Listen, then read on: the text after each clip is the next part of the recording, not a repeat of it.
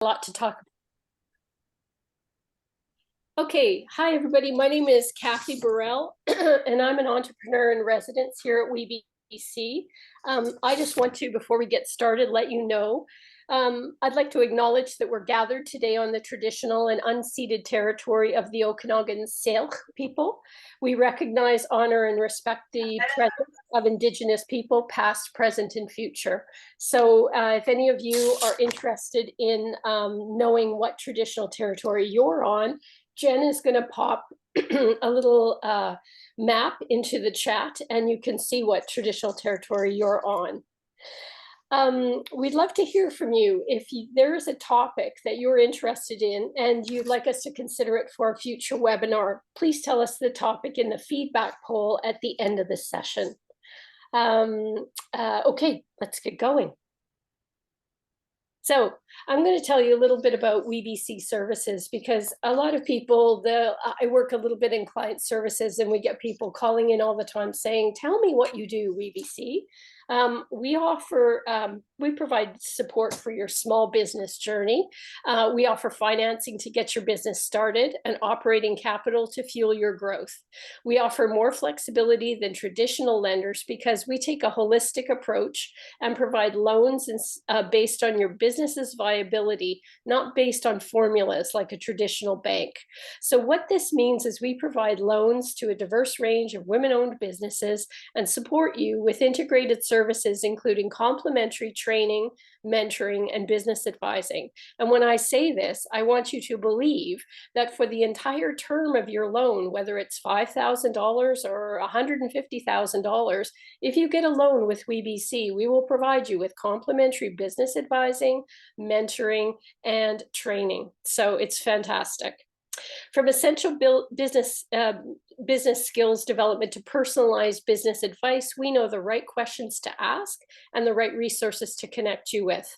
In our mentoring programs, you can connect with a network of women-owned entrepreneurs and experts around BC who can support and inspire you. You can learn more about our services at we-bc.ca and sign up for our eBlast newsletter to get notified of new programs. We have some great offerings coming up, including a mentoring intake. All right, people are still coming in, which is great. All right, so I want to give a big welcome to our panelists. Today's webinar talks about growing your business. Doesn't necessarily mean that you're abandoning your values. You can grow a profitable business while also growing your economic, social, and environmental impact. Women entrepreneurs are solving some of our biggest problems in integrating social responsibility into businesses in every single industry. They're contributing to systematic change and innovating how we do business. So it's very exciting today. We're so glad you joined us to hear from 3 BC women who are absolutely leading the charge. First, we have Allisha Heidt. She's the founder and CEO of Chickpeace Zero Waste Refillery here in Kelowna. We've got Lisa Hemingway, co-owner iilo, Creative Alliance Inc., and Annalise Chebs, Executive Director of Roots and Rivers. I hope I said that right, Annalise. Welcome, ladies. So now I'm going to turn my screen off, and we can start the panel discussion, because believe me, you want to talk to the ladies, not me. So there we go. All right. Okay. So let's get started. All right. So I apologize for that. Today, we're going to talk to these 3 women who all own different kinds of businesses. We're excited today because we have a business owner who is a product or has a business that's a product. We have a business owner that provides a service. And the third business person is also in that realm. So it's very exciting to have a diverse group today. So I want to ask these ladies a couple of questions, and regarding questions from all the people in the webinar, you can go ahead and raise your hand, but what we thought that we would do is go through a couple of questions, and then we're going to leave a good 10 minutes at the end for questions. If you'd like to type your question in the chat, that would be fine. And Jen can let me know what's happening there. Okay, let's get started. So first question is, what are a few of the benefits to your businesses and to your community that would not have occurred if you had not started your socially focused business? So I want to throw that question over to Allisha. I was wondering if you were going to go with me first there. Well, the whole purpose of Chickpeace was to fill a gap in our community. So I focused on the community with everything that we did. Of course, it's got to make profit. We've got to keep the lights on. We've got to pay our employees, but at the same time, the people and our community is at the heart of everything we do. So to answer your question, aside from refilling and supporting eco-friendly brands, we started a community compost program. So for those of you who aren't in Kelowna, we don't have curbside composting here in Kelowna. So if you're eating a banana, that banana peel ends up in the landfill, unless you have a loamy or something like that in your home. And so I partnered with Spa Hills, which is a commercial composting program or business in the Okanagan, and created a program so our community could come bring in their compost. And then we would be able to send that off so that it could turn into organic waste. So that was one thing that our community has benefited from Chickpeace. And on the same lines, we started a community jar program. So I always have this question mark about recycling. I never know if the things that we're recycling are actually getting recycled. And so jars are one of those things that you can't put into your blue box. You've got to be able to take it to the depot here in Kelowna, which makes it really inaccessible for those who don't have a car. So we created a jar program where you can bring in your jars to Chickpeace, we'll sanitize them, and then we offer them for free to our community so that they can come in and they can refill and they don't need to worry about packaging. And oftentimes these jars get like a second, third, fourth life to them. We also built a community kitchen in Chickpeace. So I personally know from owning a food-based business previously that it's very expensive and difficult to scale your business. So we built out a community kitchen in the back. And so we've had so many small food producers come into the Chickpeace family, start their business, scale their business, and then get to the point where they're profitable enough to build out their own space. So really, it was just like identifying different gaps in our community and finding ways to be able to fill those. This year, we expanded our compost program to include commercial. So we're picking up compost from a few different clinics for interior health and soon BC Cancer. So it's just cool to see that impact, that like community impact grow aside from the profit side of the business. That's fantastic. It's amazing when you listen to the news or read the newspaper or consume your news to hear so much about the fact that everything that's done on a large scale seems to be so much trouble. It's just sort of impossible to do. And then somebody like Allisha comes along and does not one thing, not two things, four things, and grows them along with her business, just kind of off the side of her desk, because I'm sure she has nothing else to do during the day, like run her business or anything like that. So, it's really remarkable, to show that you can talk and talk and talk, or you can do something. Do either of you ladies have anything, you want to add to that? And again, the question is, what would not have occurred in your community if you'd not started your socially focused business? Go ahead.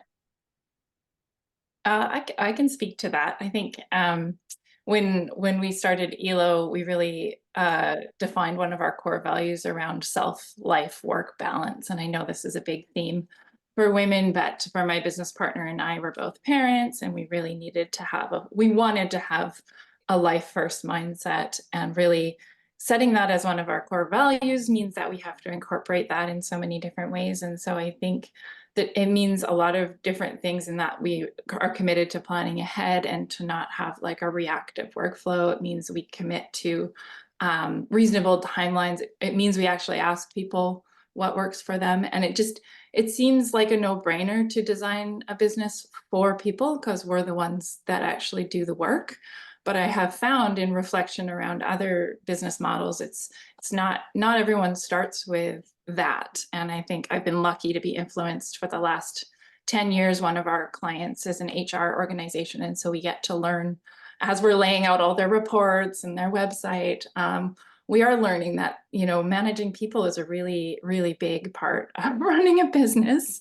I know that seems obvious, but I think that's not something I thought about when I first started my business. I was like, oh, I'm going to create sustainable communications design because the world needs to be a better place. But we've really been leaning into designing for people. And one of the surprises along the way, because we're a virtual first workforce, we've been doing virtual for 10 years, and a lot of people want to work part-time.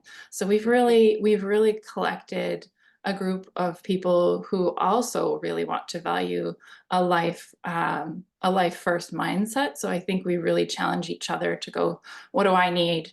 What does my life need of me, and what does my work need of me? And in that specific order. So I think we've collected collaborators who work part-time because they're parents, but we've also collected collaborators who have a disability, either cognitive or physical disability, that requires they work in a different way. And I think that's something that we're still learning more about, is like, we actually are pretty attractive to folks in the disability community as a workplace. So I think that's something we're really committed to as an organization, and we're a member of the community of accessible employers. And we've really been learning so much more about how to support our team, but also how to really lean into that core value. Yeah, again, a completely different approach with Lisa and Allisha. But the idea is, I think people forget that when people are happier and more productive at work and have a little bit of extra money to spend, because they are working, the community grows, and everybody is a little bit more, I think, like, I want to say productive, but more, I don't want to say like happy, but the idea is it's easier for you to go about your daily business. And I think there was a quote that I read one time that said, what is the purpose of our lives if not to make others happy? Like to leave some more time for connection in their own communities, if they're volunteering with a local food bank, or they're giving back in their own way to their pack, or just time to engage with the community is really important and really fueling for folks. So yeah, especially like we think about someplace like Kelowna, that's a bigger town, but especially when it's a small town, like all your neighbors, and yeah, everybody wants to contribute. So Annalise, anything? Yeah, totally. I just wanted to share, my name's Annalise. I use she, her pronouns, and I'm grateful to be calling in from Musqueam, Skokomish, and Tsleil-Waututh territory. Lovely to join all of you today. And Roots and Rivers, we're a strategy and evaluation consultancy for nonprofits. The root of our name is about helping organizations get grounded in their values and their vision for change. And the rivers part is about helping the work flow more effectively. So in terms of kind of community contribution, I'd say the biggest contribution is that we're really supporting the nonprofit community and the individuals and community members that they are all serving. So it's a little bit of a like disconnected version of impact. But nonprofits across Canada are struggling with a variety of challenges, including overwork, underpay, divergent priorities, tackling huge complex societal challenges. And we're here to make their work a little bit more smooth. And so we're just really noticing how organizations have huge hearts and have so much they want to do in the world, but that they aren't quite clear how to get there. And so the role that we can play is really helping support them in. We often talk about like holding up a mirror, helping them see the work a little bit more clearly themselves, helping guide them, helping them have like rich, generative, sometimes tense, but always productive discussions to help them move through whatever challenges they're facing and figure out what is that impact that they're trying to have in their community? How can they get there? And how can they really like deepen that impact and understand who they're serving and grow that connection to them? So I really notice that we're helping organizations do things a bit differently. Some other consultancies are like pretty formulaic and rigid around, you got to have your metrics and your KPI, key performance indicators and everything. And we come at it more from a heart space, and people notice that even just from our brand and our name. Yeah, it's been really meaningful over the years to build relationships with nonprofits and help them in a long-standing way to help keep their deep work being meaningful for communities. So thanks, Cathy. Well, thank you, Annalise. Looking at my piece of paper, I just seem to have totally skipped over you introducing yourselves, and that just occurred to me. I do apologize. So with the next question, maybe I'll start with Allisha, and we'll kind of go around, and you guys can, maybe try and answer this next question if it sort of resonates with you. So I could say something like, tell us about your company and the clients you serve. That would be the number one thing. But the second thing, I think this is a really valid question and probably different for all of you. Did you intentionally develop your business as a social venture, or has that been a natural evolution based on your values and business practices? Because I think there is a perception out there that you have to do one or the other. You have to have a cutthroat for-profit business, or you have a social enterprise, heart-centered, that sort of thing. So Allisha, tell us a little bit about your company and the clients you serve, and then the other question. Okay, I'm going to repeat that second one, but I'll tell you a little bit about Chickpeace. So Chickpeace is a zero waste refill store located here in Kelowna, BC. We provide eco-friendly and refillable options for personal care, pantry items, and cleaning products. So you can come in and refill your all-purpose spray or your chickpeas or your deodorant. And the whole idea is that you are not continuing to use more plastic and using the container that you already have. And with that, we are able to support hundreds of small businesses that are Canadian owned and also have the same values as us. Our customers are a mix. Our demographics, we track them pretty well, and our demographics are anywhere from like 18 to 80. We see people of all ages, all genders coming into our store and shopping, which I really love. I love that how inclusive it is. It's not just, some sort of mainstream fad. We get a lot of older ladies coming in and telling us this is the way we used to do it, or really young folks coming in and saying that they learned about this in school and they're just learning about the concepts of sustainability. So it's a pretty cool experience to sort of witness the customer's perspective. So to your question about, was this always the plan, having a social impact business? Yes, it always was the plan. It always was a plan to create a business that was going to impact the community. I wanted to be a B Corp. We were B Corp pending before our doors even opened. We became B Corp certified last year. And so the whole goal of that is to make sure that you have a strong social and environmental impact to what you are doing. And I feel like that is what we wanted to do. I don't think you can protect the environment without that social piece for it. That being said, I know that businesses decide to incorporate that later on. Sometimes you just need to create the roots and ground yourself with your business, figure out what's working, what's not working. And once you get that flow, you figure out how is it you're going to weave in that social impact side of things. That's great. And I sat on a panel with Allisha a year or two ago. So Allisha, remind us how many years you've been in business. You started during COVID, didn't you? Yeah, so I've been an entrepreneur since 2019. Actually, I owned Mother Love Kombucha. I started that in 2019. I sold my piece of that I started that in 2015. I sold my piece of that in 2019. I opened Chickpeace in 2020. So definitely a bit of a crazy time, and we're going to be celebrating 4 years open this June. Wonderful. Lisa, tell us a little bit about your business and the clients you serve. And second question is, was this always the plan for you? Yeah, thank you. Yeah, I forgot to introduce myself, so thank you for the second opportunity and the introduction. So I am co-owner of iilo Creative Alliance, and I like to say I help change makers amplify their impacts with communication design. So I am on the Sanemu Coast Salish lands on Vancouver Island in Nanaimo. My team is all over BC and Alberta. And so iilo, we are a certified B Corp as well, and we consider ourselves a values-based creative services agency, and we do branding, reports, event collateral, websites for other B Corps, impact businesses, nonprofits, social enterprises, marketing, communications department. We have a pretty broad client list.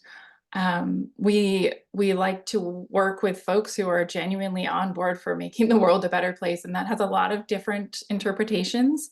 But we really like to take a look at what they're doing in the world before we choose to engage. So that's been very core. I mean, some of our clients this year, we're working with BC Rent Banks, Accessible Employers, Untapped Accessibility, Career Education Society. We're doing some work for the government there. Food Banks BC, Sage on Earth, another consultancy, working with a different ministry in the environment, Workers Solidarity Network, Loco BC. So everyone that we get to work with, they have a mission to make the world a better place. And I love it because we get to really learn about those businesses as we engage with them on their projects. Yeah, to answer your question, values have always been really core to my business. I have to say, I was the kid in the 90s with the recycling symbol sweater who like went on the weekends to the dump with my dad and sorted through our plastics to make sure we could figure out how to recycle them. So I think those trips to the dump really made a big impression on me as a young kid, and just really seeing like I remember really the influence from Indigenous powwows, like going, and really this concept of Mother Earth was really formative for me in my young years. And just remembering that if I'm going to make stuff, I got to make good stuff. And it was a really early on thing. And as I learned more about design, all of my projects were kind of focused on sustainability. I really leaned on sustainable industrial design practice before there was anything called green graphic design. I think it was really inspired by how things are made and the impacts of them, and have been throughout my career. So I think I was really lucky to work with Nature's Path Food. Was my first job out of school. When I graduated from Emily Carr, everyone was going to get those fancy art director jobs, and I was like going to work for the cereal company that I like absolutely adored. So I think I always feel like I've swum upstream a little bit in my career, but I love the chance to get to make my business the way I want. And I didn't really see something that I wanted to work at, and I just kind of the opportunity to really see how can I exactly make a profitable business and also do good. And early in my career, I think folks would say, well, that's so nice that you get to do good work, but like I have to pay my bills. I definitely have bills to pay, just to let everyone know. Like it's definitely been a matter of trade-offs. And I think I found because we've been very focused on our values, it has meant more business and more work. So I think had I diluted my interest in the beginning, I don't think that I would get to work with so many values aligned clients now, because it is because of that focus that the profitability works. But we also like to gauge, and maybe I can get into this a bit later, but we gauge our success on more than just money. So I think we have a metric, a scoring system that we like to call Beach, because that's kind of fun. But each of those 5 things relate to different aspects. And so by measuring, I might as well just share that. Yeah. So we measure on budget, whether it's an ethical match, whether we have a chance for amplifying the impact, connection or collaboration opportunity, and our heart or our excitement. So before we take on a project, we score ourselves here on those 5 categories to kind of counter this, just recognizing that the work we do in the world is more than just money. We also do need the money to work, because the more money we have, the more good we can do. But we really like to celebrate the other categories too, because that's so much a part of the fulfillment that we feel. So we measure in the sales process, we measure after in our wrap-up meetings, And as we're evaluating what services we want to offer, we look back to our beach scores to really guide us. Thanks, Lisa. Yeah, people throw the word authenticity around all the time. Are you authentic? What are you doing? Blah, blah, blah. But look at you with a scale, to actually measure it. It just My shows. teacher, my husband's a high school teacher, so I was like, oh, I just find this so challenging. He's like, well, I hear you complain about the money, but what about all the other things? And he's like, why don't you make a rubric? I'm like, yeah, okay, you've got a point. I'm making a rubric. And I remember it has been very helpful. And I also just wanted to build on what Allisha was saying about the B Corp. It is a free tool. So I think a lot of people don't know this. You can go log on, make an account, and you don't have to pay until you want to like submit to get your certification. So when we reformed our business, so one of my longtime collaborators and I reincorporated as a benefit company because we were like, yay, there's a business model in BC that's called a benefit company, which just means you have a mission. Like why don't all businesses have a mission? Just side note.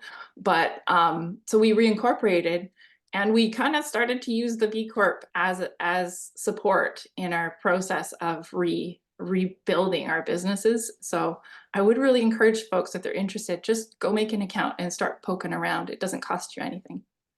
No, that's great. And I just want to remind everybody that's on the webinar today that, if you don't get a chance to ask a question by some freak, the idea is that we are going to be sharing everybody's email address at the end. So you will be able to contact people directly, the ladies on this panel, or contact WeBC and we can get a hold of them or something like that. So that's just a little side note. And Annalise, yeah, you did introduce yourself. Thank you for doing that for me. I really appreciated that. But you go ahead and reintroduce yourself. Tell us about your clients. And then again, was this the plan for you originally? Yeah, totally. Happy to share more about Roots and Rivers. And I didn't share as much about the team, but we have 3 full-time staff and 20 subcontractors across Canada. So we do serve clients across Canada. Definitely have a focus in BC because that's where I'm based and where my network is. And you really notice the value of referrals in this type of work. And that's where we've grown a lot, is by having positive experiences supporting clients and then them referring us to other folks. So we've been really grateful to that. Shout out to all of our amazing clients for supporting our growth as well. For us, it has also always been a social venture. I was an engineer previously and really focused on technical challenges and kind of really hit a wall around, like, I'm not feeling connected enough to purpose and enough to people. And I've been doing a bunch of volunteering as well with Engineers Without Borders. And so really like trending towards this social side. And it had also been a thread, like Lisa, throughout my whole childhood and life.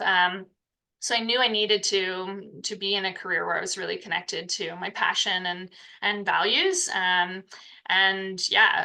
Starting Roots and Rivers was in some ways an accident of just trying to live out those values in supporting organizations doing meaningful work, and then really noticing the traction around that every time worked with a client, it's like, oh yeah, great, the approach that you're bringing is really meaningful. And we have a similar rubric to Lisa. It's not as catchy as the beach. So I love that. I might steal some ideas from that. But yeah, we also really like filter our clients to make sure we're going to be really passionate and excited about all of the work that we're doing and feel aligned, because we're basically joined teams.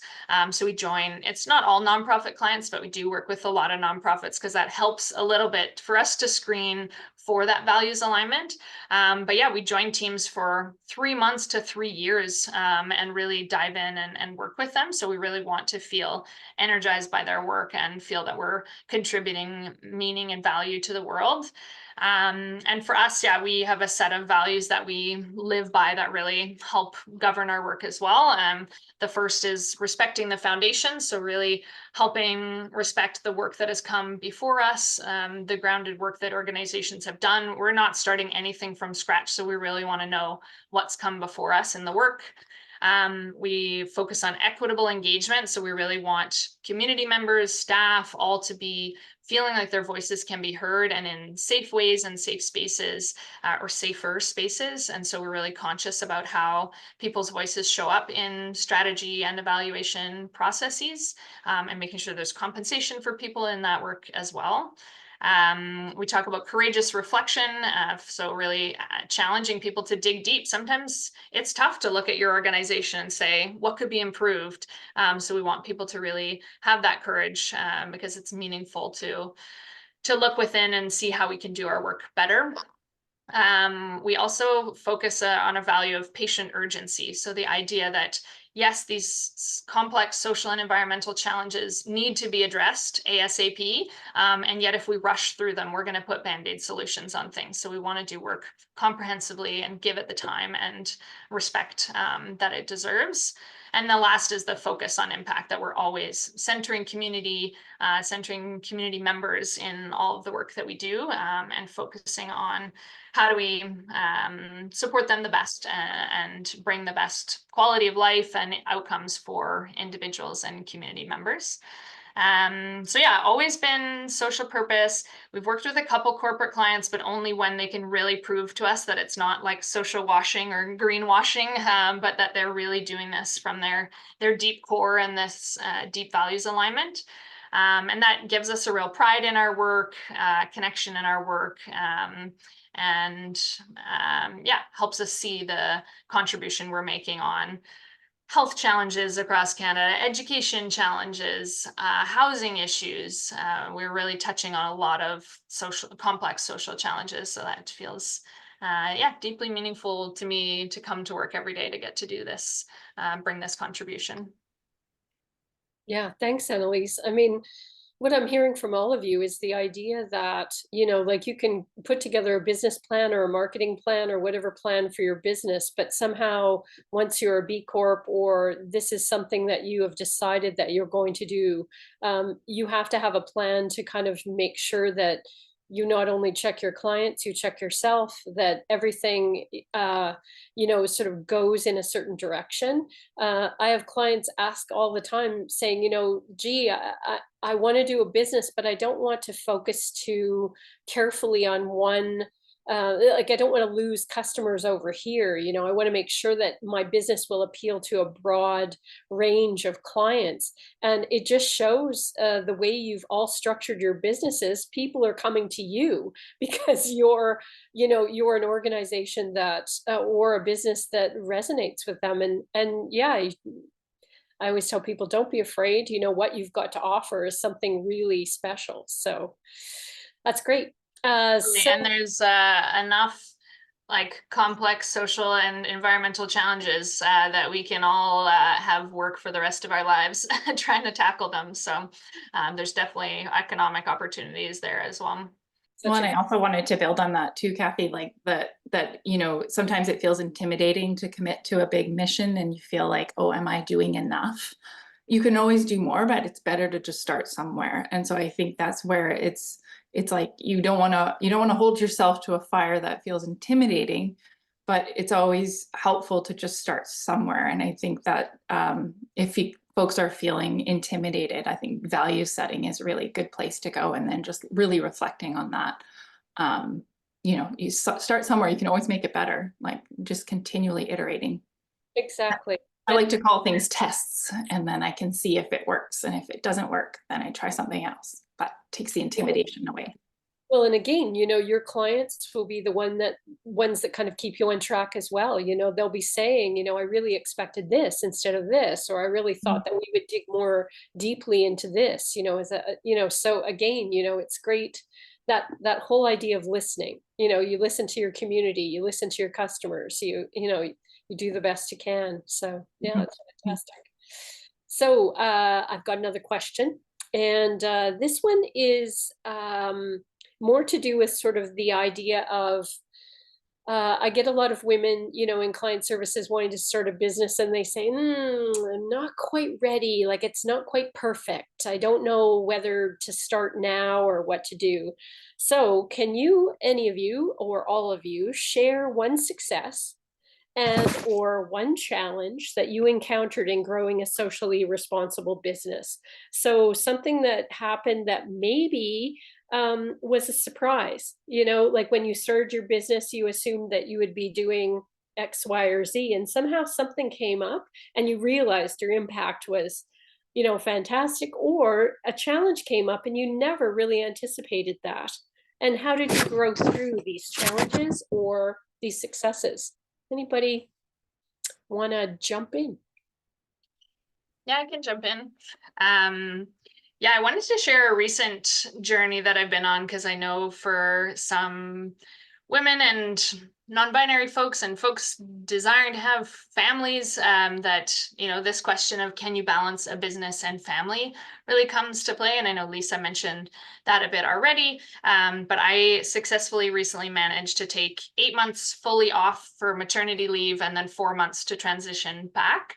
And just wanted to talk about that success of like building the strength of the infrastructure and business, as well as the team, and asking for help and decentering myself. That has been like a really positive journey, because as you're starting out, it does feel a little bit like you have to be involved in everything and you're so essential. And I've heard a lot of entrepreneurs say, like, I can't even take the weekend off, let alone, you know, consider going on vacation or taking time off to grow a family. And so just really want to challenge all of that. I think that you can build a business in a way that's going to work for you. And, you know, I spent years kind of building the infrastructure behind Roots and Rivers such that it wouldn't depend as much on me. And it was an amazing success to come back after the time away and have clients that we're engaged with and new subcontractors who were like, who are you?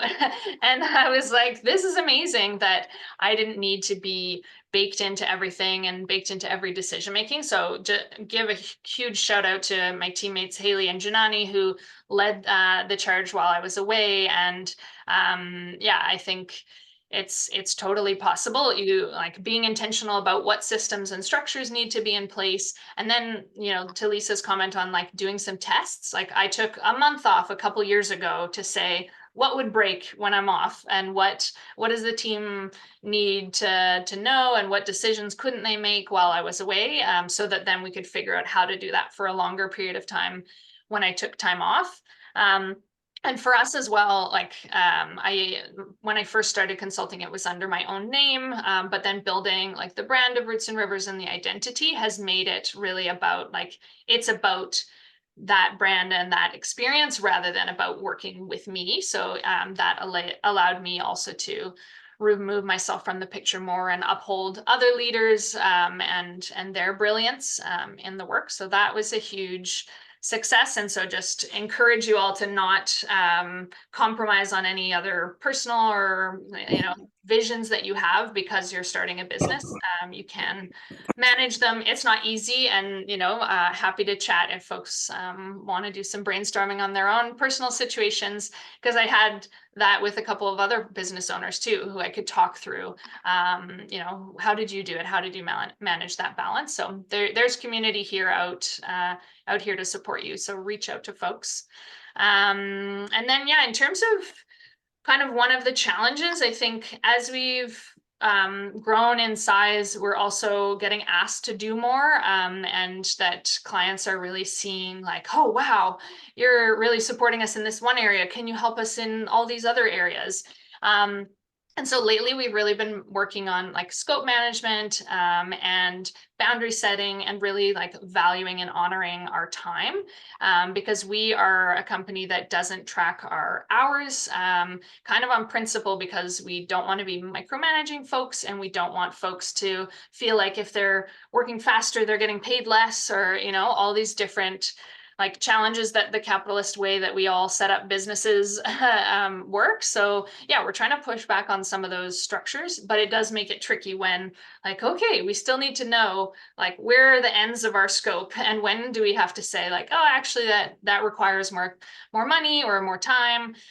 So it's been a muscle that we've been building, and I think that's really been a helpful way to view it, is like, yeah, It is something you have to practice over time. And now with all of our kickoff calls with our clients, we intentionally name to them, like, this is something we're working on. We would love to do everything for you because we care deeply about your work. That's where the values alignment is really impactful, but we also recognize we have lots of clients and we have to, honor our own boundaries. And like Lisa mentioned, work-life balance and personal goals that we all have. And so it's been a challenge, but I think we've been reading some books and we've been trialing some things, and we've been, just choosing clients who are ready and willing to work with us in alignment with that, and honoring our time as well, and seeing us as people, not as robots delivering on the work. So encourage you all to value your time and charge what you deserve, because you're worth it. Cheesy line. I love that. I want to have a follow-up chat with you, Annalise. The time tracking, it's a big deal, and the connection to the colonialism. I'm just so into that idea. Want to hear Happy to chat later. Yeah. And congratulations on the mat leave too. I was going to build on that, because that is exactly a similar experience for me too. Through 2 kids on my first kid, I shut down the business, and it was horrible, and it felt terrible to stop everything. I'm like, why does our system make women shut their businesses down? I'm like, forget this. So I was much better prepared for my second mat leave, and instead of making it what would Lisa do, we were really challenging our team to solve the problem without thinking about what I would do, but rather empower them to go, oh, I'm going to solve this problem. And I did a whole year mat leave, and it was amazing, and we continually, when people are away, we remind them that. And people always say this when they're in the week before their vacation, they'll be like, I'm away for 3 weeks, but you can contact me if you need to. And we're like, no, absolutely not.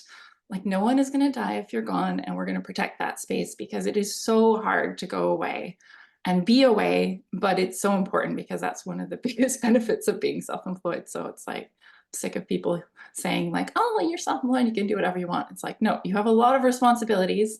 You must take the perks. And anyways, that is my advice. Take the perks. Start with the perks. Start with you and your calendar, and then fit everything else around, because it does flow. One of the challenges I wanted to share was just around the finances, the financial challenges, I guess, similar to Annalise. It's I care about all of our clients, and I love them all and what they're doing. And so when the scope creep happens, I would feel I'm just going to donate that. I'm just going to donate this because I really want this to get done right. And, I really love what they're doing. They're doing so great. So we're just going to call that a donation.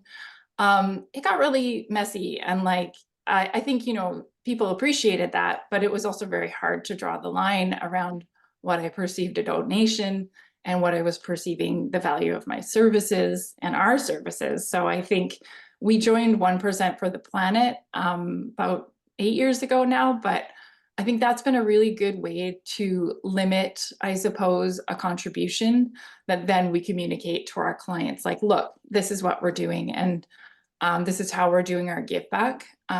And we're not discounting their services. We're doing a much better job of scoping. And we ask, what budget are we working towards? Let's not be afraid to talk about money. Let's get real. And we're creative people. We can say, oh, you have $10,000. Let's do this. Is this the biggest impact for your 10,000? Or, if you have more, great, let's start there.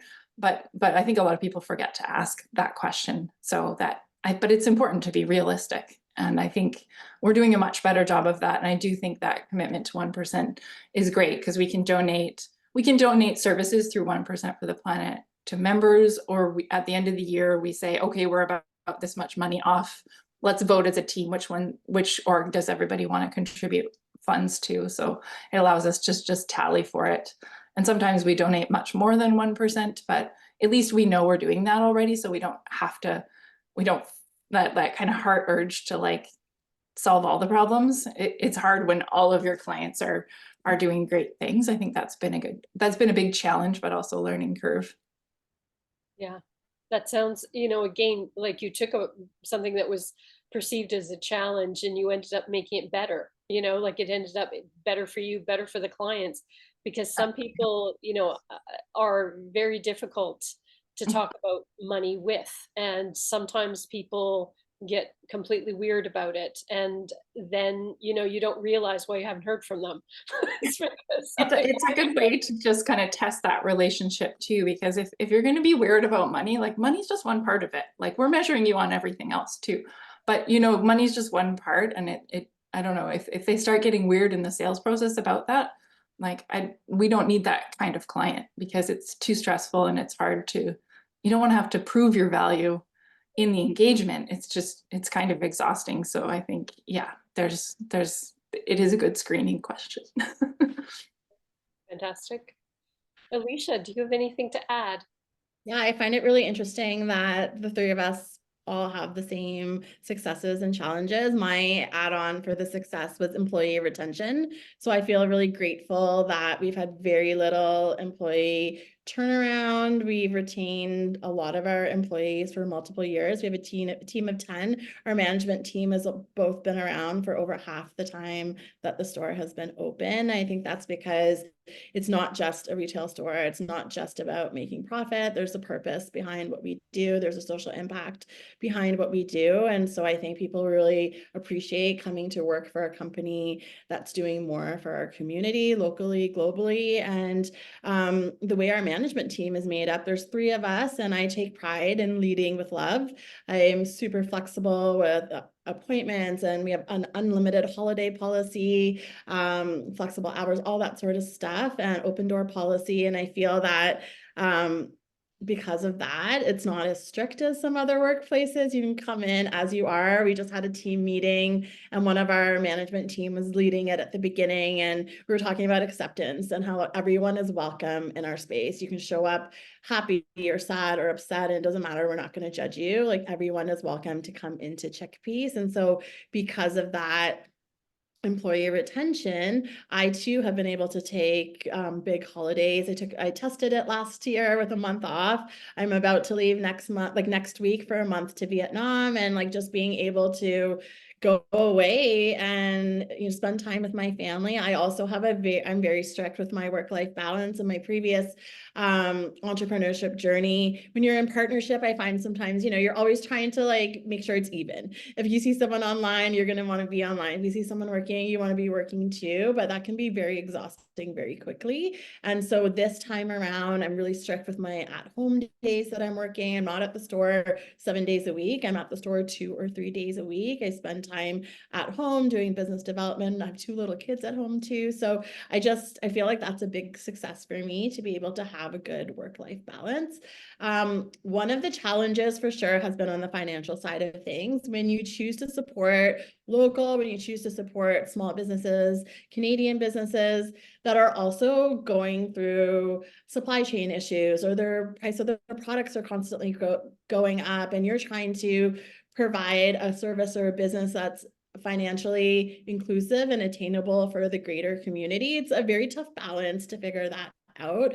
Not everyone can afford to spend $30 on a liter of shampoo, but you want to support the small Canadian business that uses organic ingredients. But how do you do that when the community has all different types of economic balances? So yeah, that's sort of been a challenge, figuring out that it's not just it's not just customers through the store now that are making our revenue. We've really diversified how we make sales. It's partly through front of house, but we have a wholesale line now, and we're expanding our composting program. And so I feel like that pie is a little bit more diverse, and that's made us long-term more sustainable. But it took that for us to sort of think outside the box and be like, okay, well, we can't raise these prices all the time. So like, how is it that we can sustain ourselves and still provide the service and values that we know our community needs? Nice. Yeah, that idea of agility. I mean, being small sometimes has its disadvantages, but being small also usually means you're agile enough to roll with the punches, like all of you have said. If there's a challenge, how are we going to overcome it? Or maybe it's not a challenge, as some of you said with regards to mat leave, you just take it. And everybody, figures it out, so yeah, that whole Superman syndrome or Superwoman syndrome, where, that was years ago, where everyone felt like they had to work an 80-hour week, otherwise they weren't worthy. So quite ridiculous now when you look at it, especially in your type of businesses where it's important to have a life. I think we all deserve a life. And it did take a lot of planning to do the math. Yeah. Easy. It almost took as much planning as the baby. So it was like a 6 month runway, which luckily you do have a bit of a warning with babies. Oh yeah, but I mean, like, considering how some businesses do it, where really they do want you to check in once a week and everything else, and yeah, like doing it your way. Certainly, you set it up and let the chips fall where they may, sort of idea, and that seems to be, I think, more impactful. You trust your staff, right, or your team, to kind of manage it for you. And yeah, no, I love that. Okay, we've got some questions now, I think, from the people that are on the webinar today. And what I'll do is, yeah, Jen, do you have any questions in the chat, or should we just open it up for people that want to raise their hand and ask a question? I can start. Looks like there's a Q&A question, so I don't know if we want to get to that. But it looks like there's a lot of comments on too many questions, so we probably could just open it up. Okay. Anybody want to go ahead and ask the Q&A question? Whoever is doing that. Are they still here? Do you want me to read it out here? It's in Yeah, go ahead. okay, so it says I have 5,000 for marketing. Where do I spend it for a global market? Social media ads, video, or post? Is specific or general information best? Yeah, I don't know if we didn't talk about advertising today, really, or like how to kind of spread your word around. Are any of you big marketers, or did your marketing kind of grow organically? Did you put money into a fund, or did you say to yourself, I'm going to build on client 1, client 2, client 3? I'd be interested to know. Yeah, I didn't really do any marketing until probably the pandemic slowdown. I think that was the first time that I was like, oh, maybe we should do some marketing, aside from just having referrals. Referral was kind of 100% of business. I really love LinkedIn for marketing, engagement on LinkedIn. We'd need to know a lot more about your business to be able to say how to spend that marketing budget. But there are so many great resources out there, but yeah, that's what's worked for us is LinkedIn, and a website. It's kind of a good one. And I want to throw a plug our way as well. We just developed something called a SMART strategic marketing plan that's free to anybody for the entire year. And it's an on-demand course. You get access to it. It's called Strategic Marketing, and it's on our website, we-bc.ca. And you have 90 days to complete the course. You can take it as many times as you want. And it talks a lot about knowing your customer. If you know who your customer is, you know how to market to them. But I would suggest before you put your $5,000 anywhere, a lot about your clientele, first of all. So I would also add to grow your email list. I find that is a very powerful tool to connect with a lot of different people in a different way than social media. Yeah, it's true. We've almost reached critical mass to some degree with social media. And I think sometimes, it's, I think all the time, it's a good idea to referrals, client list. I mean, at least they've been in your store. Chances are they've got an impression of you that has been really favorable, and they're willing to tell other people. So that's great. Okay. Yeah, I would just suggest just start small, and like Cathy's talking about, like really get clear on who you are before you start sharing it out in the world. But then, yeah, Haley has been leading a lot of our marketing and communications efforts, and it's like, let's set a goal, 1 LinkedIn post a week, and let's just try it, and let's see, like that testing and piloting. Like, don't just spend it all at once, but like try something, see if it works, then try something else, see if that works. So yeah, you don't have to have it all mapped out before you dive in. Such a good idea. Yes. Very, very smart. Okay, we are running out of time. So what I'm going to do is I'm going to go through the last couple of slides. I'm going to thank everybody. I'm going to stop sharing my screen. And I'm going back to And I just share, I see Julita with a hand up, but yeah, just a reminder that you can email us afterwards with questions. So folks who didn't get to ask, feel free to reach out.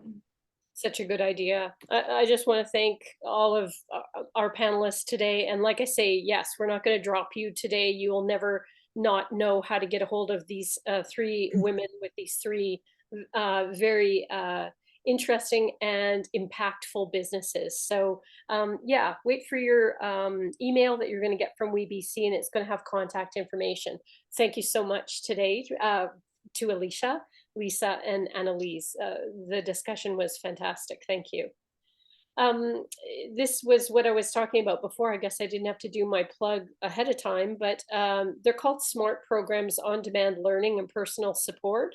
So there's one on HR, there's one on marketing, and there's one on, oops, I just did something wrong. Here we go. Oops, I'm going to just move you guys back.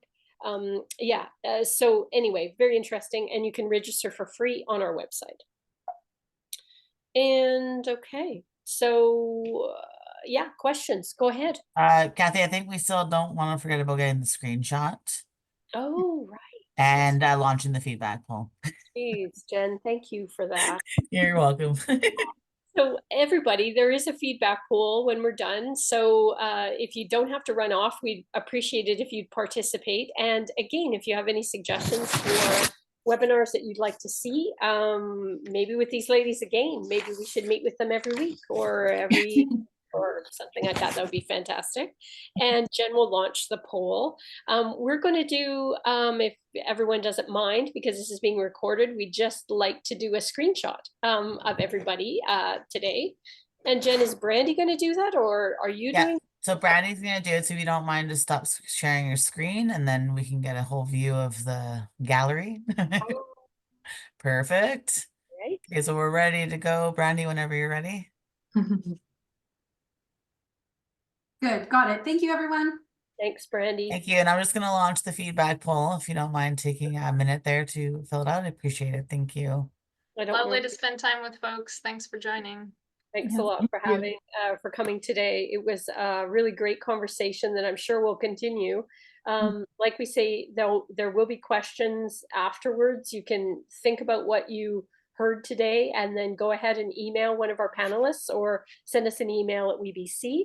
I want to thank all of you for joining us today, and be sure to sign up for our eBlast newsletter to learn more about upcoming webinars like this, or our mentoring program, or anything. So I just want to say goodbye to everybody. Thank you very much for joining us.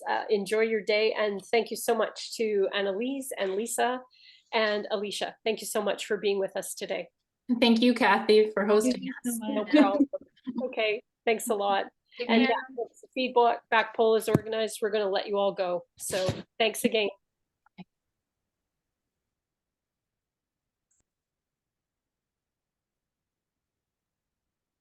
Thank you, everyone. Have a great day. Great. Bye. Do you need me for anything, Jen? Bye, Mom. Thanks for being here. No, we're all good. Bye. Happy Bye, birthday, everyone. Annalise. Thank you. Bye.